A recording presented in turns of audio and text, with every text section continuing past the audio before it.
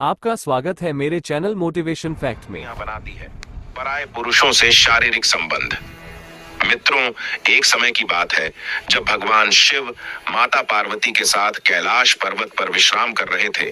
तभी देवर्षि नारद कैलाश में आते हैं और माँ पार्वती और शिव जी को प्रणाम करते हुए कहते हैं, हे प्रभु, आपकी सदा ही जय हो।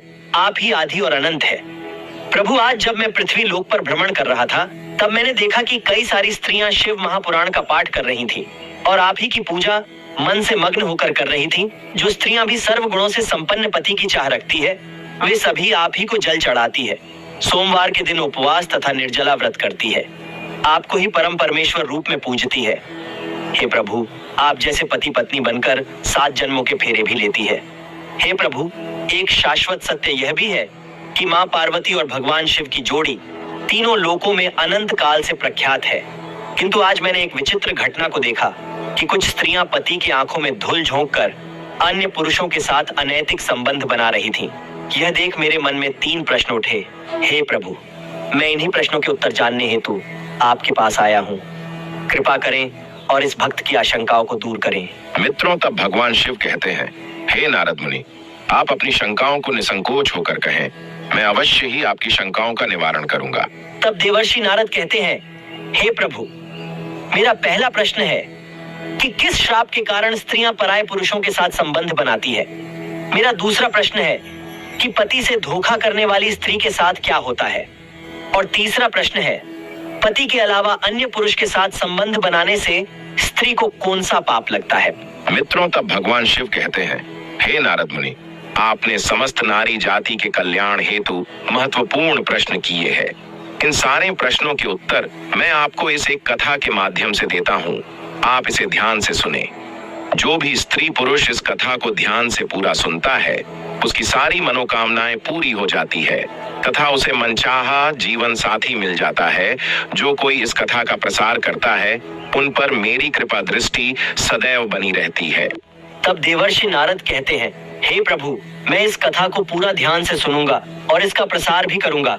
कृपा करें और इस भक्त की जिज्ञासा को शांत करें।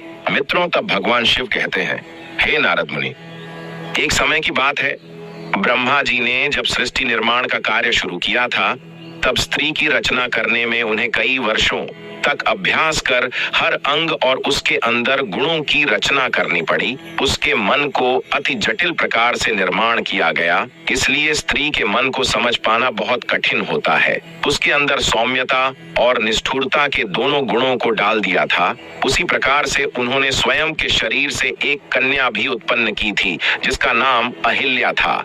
ये वही कन्या है जिसको मिले श्राप के कारण आज कई सारी स्त्रियां पराये पुरुषों के साथ अनैतिक संबंध बना रही हैं। इसी अहिल्या की कथा में आपको सारे प्रश्नों के उत्तर मिल जाएंगे।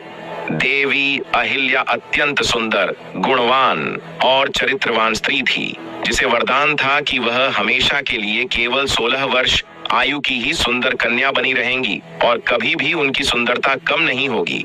फिर एक दिन जब ब्रह्मा जी ने उसे शिक्षा प्राप्त करने हेतु महर्षि गौतम के आश्रम में भेज दिया था, वह कन्या इतनी सुंदर थी कि उसे सारे संसार के देव और दानव अपनी पत्नी बनाने की इच्छा रखते थे। किंतु जब मुनि गौतम के आश्रम में अत्यंत सुरक्षितता में शिक्षा ग्रहण करने बाद जब उसे ऋषि गौतम ने वापस ब्रह्मा जी के पास भेजना चाहा तो उनके मन की पवित्रता को देख ब्रह्मा जी ने अहिल्या का विवाह मुनि गौतम के साथ करा दिया, ये कहकर कि आपके जैसा योग्य वर पूरे संसार में नहीं है। मित्रों, तब भगवान शिव कहते हैं, हे नारद मुनि, फिर कुछ दिन बीतने के बाद जब देवी अहिल्या गंगा तट पर स्नान करने हेतु गई थी, उसी समय देवराज इंद्र भी उसी वन में विहार करने के लिए आए थे। जब इंद्र की कुदृष्टि अहिल्या पर पड़ी तो वह उनकी सुंदरता को देख इतने मोहित हुए कि देवराज इंद्र अपने इंद्रिय की लालसा में उन्मत्त हो गए। मित्रों, जब इंद्र को इस बात का पता चला कि उनका विवाह ऋषि गौतम के साथ हो चुका है, फिर भी वह उनके पीछे उन्हें पाने के लिए पड़ गए। वह हर रोज उन्हें देखने के लिए छुप छुप कर उनका पीछा करने लगे। उसने ऋषि गौतम और देवी अहिल्या की सारी गतिविधियों को जान लिया और फिर एक दिन चंद्रमाओं के पास गए। मित्रों, भगवान शिव कहते हैं, हे नारद मुनि, जब भी कोई व्यक्ति अपने मित्र का चुनाव करता है तो सबसे पहले उनके आचार विचार एक जैसे ही होते हैं, जैसे कि किसी चोर का मित्र चोर ही होता है और संत का मित्र संत ही होता है।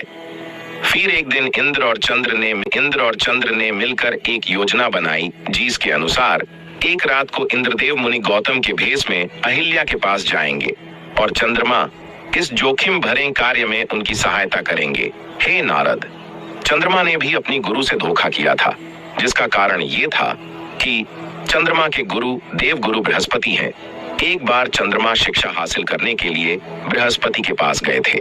वहां चंद्रमा बृहस्पति की पत्नी तारा की सुंदरता पर मोहित हो गए और उनसे प्यार करने लगे। इसके बाद तारा चंद्रमा के साथ चली गईं और बृहस्पति को छोड़ दिया। चंद्रमा को भी इसके फल स्वरूप श्राप मिल चुका था। मित्रों, भगवान शिव कहते हैं, हे नारद मुनि, फिर एक दिन की बात है, देवराज इंद्र और चंद्रमा की योजना अनुसार इंद्र ने महर्षि गौतम का तथा चंद्रमा ने एक मुर्गे का रूप धारण कर लिया और वे दोनों ही ऋषि की कुटिया के पास पहुंचे। अभी रात्रि का दूसरा पहर समाप्त होने ही वाला था कि तभी मुर्गा बने चंद्रमा ने बांग लगा दिया, जिस कारण से मुनि गौतम की आंख खुल गई और वे उठकर गंगा में स्नान करने हेतु घर से बाहर निकल गए। वहीं दूसरी तरफ महर्षि गौतम बने देवराज इंद्र ने अहिल्या की कुटी में प्रवेश किया। तभी देवी अहिल्या को संदेह हुआ और वे कहने लगी, हे स्वामी, आप तो अभी अभी स्नान करने हेतु गए थे, फिर इतनी शीघ्रता से वापस लौटकर क्यों आए हैं? कोई समस्या है तो आप मुझसे कहिए। तभी मुनि रूप धारण करने वाले इंद्र बोले, हे देवी, मेरे मन में काम वासना जाग उठी है, आप इसे शांत कीजिए, फिर मैं स्नान पूजा आदि कार्य करने हेतु चला जाऊंगा। अपने पति को ऐसे व्याकुल देख देवी अहिल्या शर्माते हुए बोली, हे स्वामी, अभी तो प्रातः काल है, इस समय मुझे काम क्रीड़ा करना ठीक नहीं लगता। किंतु इंद्र ने अहिल्या को अपने पतिव्रता धर्म की कसम दिलाते हुए उन्हें शारीरिक संबंध बनाने पर मजबूर किया।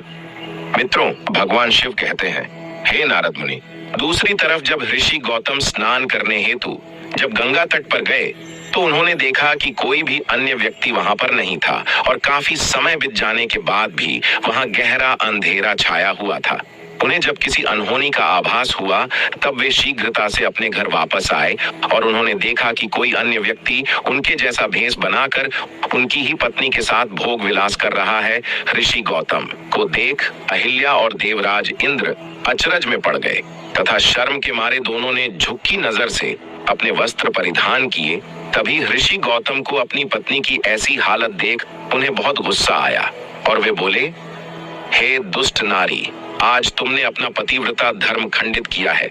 अभी इसी क्षण मैं तुम्हें त्याग देता हूँ। तुम्हें अपने और पराये पुरुष में कुछ भी भेदभाव महसूस नहीं हुआ है। तुमने देवी होकर भी ऐसा घृणित और सामाजिक निंदनीय कार्य किया है। आज मैं तुम्हें और समस्त नारी जाति को ये श्राप देता हूँ कि तुम कभी भी अपनी काम वासना को शांत नहीं कर पाओगी। हमेशा भोग विलास की चाह में तुम अपने धर्म को भी भूल जाओगी। मित्रों, भगवान शिव कहते हैं, हे नारद मुनि, देवी अहिल्या अपने पति के चरणों में पड़कर उनसे विनती करने लगी। वह करुण विलाप करते हुए क्षमा याचना करने लगी। फिर वे अपनी पत्नी से बोले, हे अहिल्या, तुमने आज न केवल अपने पतिव्रता धर्म को भंग किया है, बल्कि तुमने एक गुरु का भी भयंकर अपमान किया है, जिससे मुक्ति मिलना असंभव है।